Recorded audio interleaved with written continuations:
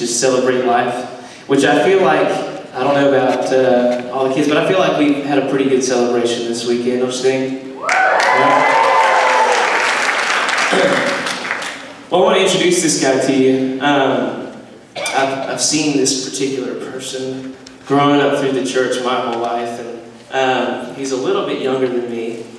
Our first real encounter was on ASP. I was a sophomore in college, and he was in 7th grade, and we were playing basketball.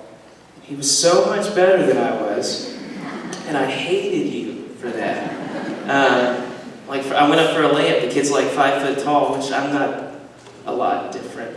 And he just swatted the ball right out of my hands and just looked at me like, "Is that all you got? Did you bring your A game today?" So that was our first encounter, and we didn't really have many interactions in between then and when I came to work with the youth. When I came to work with the youth, I got to see this particular person a lot more because he's in the youth band, and that's where we gained a really close friendship. And he's someone I know I can go to whenever I'm in need, and I know that he knows the same. And there's been times where I've come to him and he's comforted me, and I'm so thankful for his friendship, and I'm so thankful for your kind heart and your ability to lead and just the person that you are. I love you, buddy.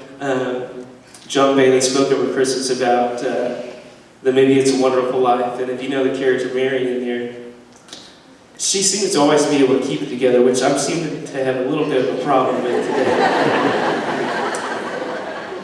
But she always keeps it together. There's one particular scene where her husband's home and he's angry and he's yelling at the children, and one of the children says, "Mommy, what should we do?" And she says, "Pray. Just pray." So he encourages us to go out and be that person, Mary. And we all have Marys in our life. And you're my Mary, Zach Newman. And I'm very thankful for you. So come on out. Give me.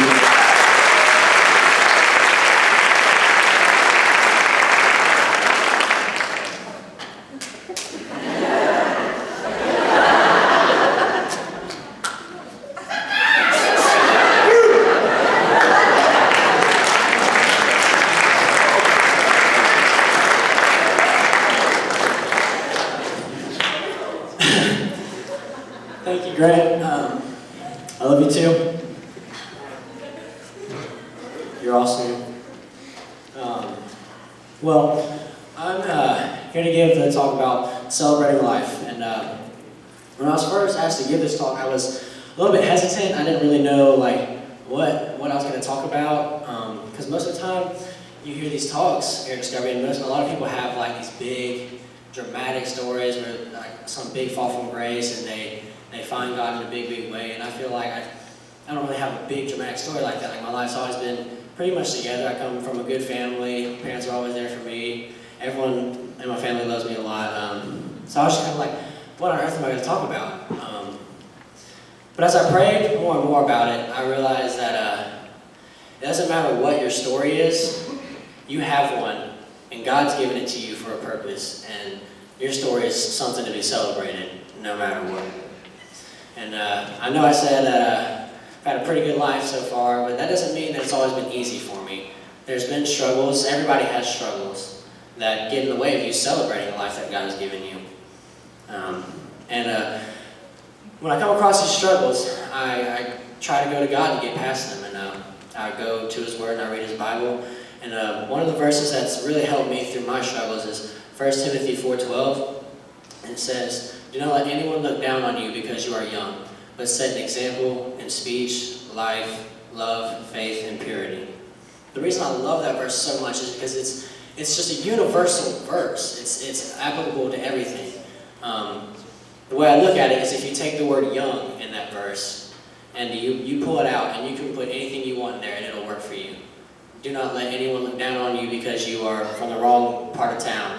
Do not let anyone look down on you because you may not make the best grades, or do not let anyone look down on you because you don't have the right color hair or something. For me, what I would put in there is do not let anyone look down on you because you are small. Because all my life I've been pretty small. I mean, I'm not a big guy. I'm 5'8", 145 on a good day. But that's been a struggle for me because all my life sports have been huge in my life. From day one, I was 4 years old, playing baseball, basketball, soccer, anything. I just love to run around and play any kind of sport. But being small, it's a little tougher to do the sports like the way you love to. So one struggle I had was I was in 6th grade, and for those of you who have played rec basketball, you know making all-star team is like a really big deal. Like you make the all-star team, you're the top of the top. That's where everyone wants to be on the all-star team. And I did not make my rec league all-star team, and I was feeling really discouraged. I had a coach also tell one of my parents, you know, Zach's a good ball player, but I don't think he'll ever be able to play middle school basketball. He's just too small. And that was a time when I felt really discouraged, and I would go to that verse, and it would help me through.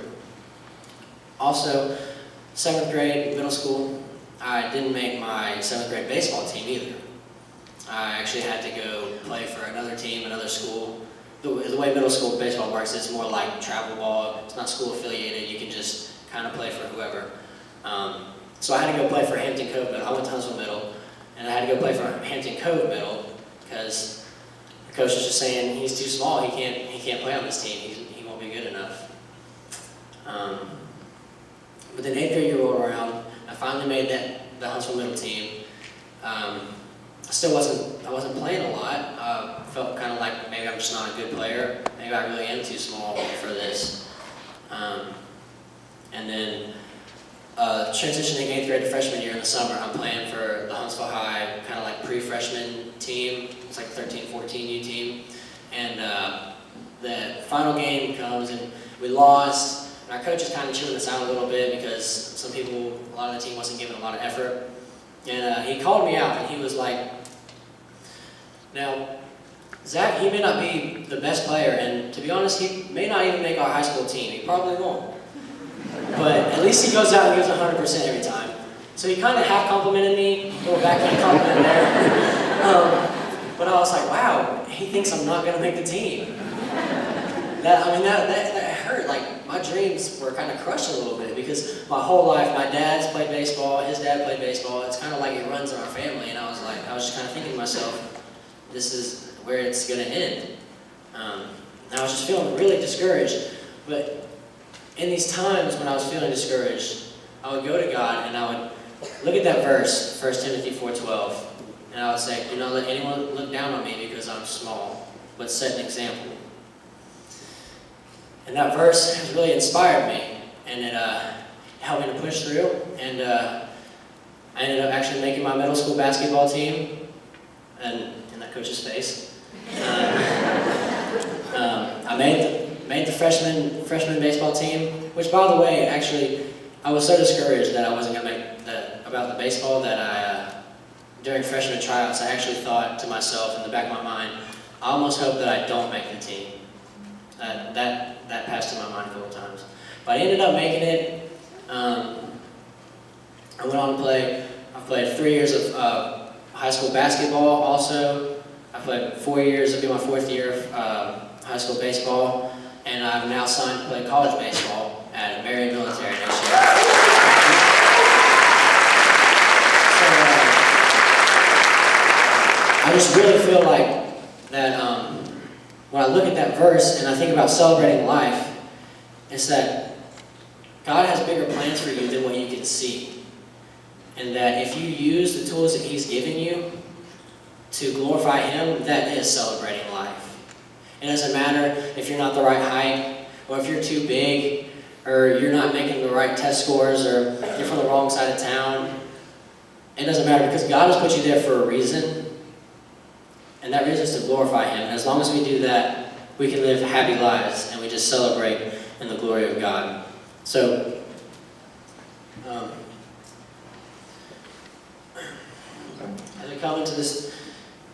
I come into closing, I guess, I encourage you to take whatever you think is your struggle and what's keeping you from celebrating your life. You can just find the...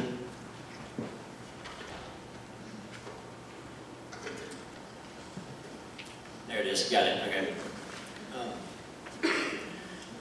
I encourage you that whatever you think is holding you back, keeping you from celebrating your life, and that way that God's given it to you, I encourage you to just leave it all behind. Go to God, leave that behind, and celebrate your life. Leave it all behind. Leave it all behind. Leave it all behind. I have what you need, but you keep on searching. I've done all the work, but you keep on working. When you're running on empty and you can't find a remedy, just come to the well. You can spend your whole life chasing what's missing, but that empty inside, it just ain't gonna listen. When nothing can satisfy and the world leaves you high and dry, just come to the well. And all who thirst will thirst no more, and all who search will find what their souls long for.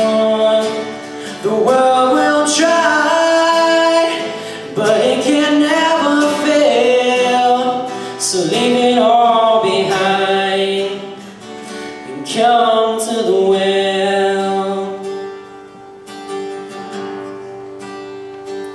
So bring me your heart, no matter how broken. Just come as you are. When your last prayer is spoken, just rest in my arms a while, and you'll feel the change, my child, when you come to the well. It's all who thirst will thirst no more, and all who search will find what their souls long for. The world will try, but it can never fail. So leave it all behind and come to the well. The world will try, but it can never fail. So leave it all behind and come to the well. And now that you're full of love beyond measure, your joy's gonna flow like a stream in the desert. Soon all the world will see living water is found in me, 'cause you came to the well. Yeah.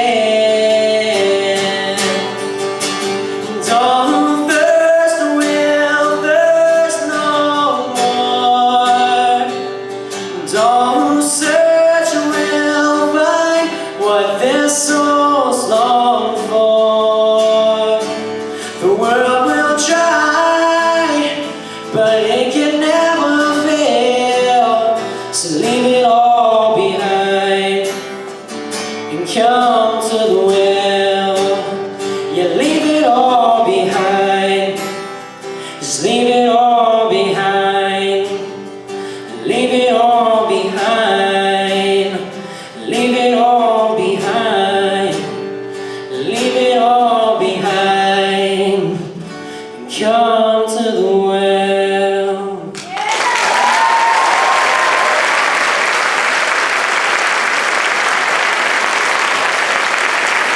Glory to God.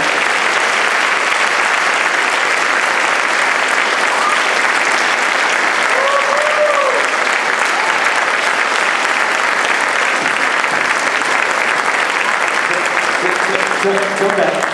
I need to borrow you for a second. That's pretty cool. That's pretty cool. Yeah.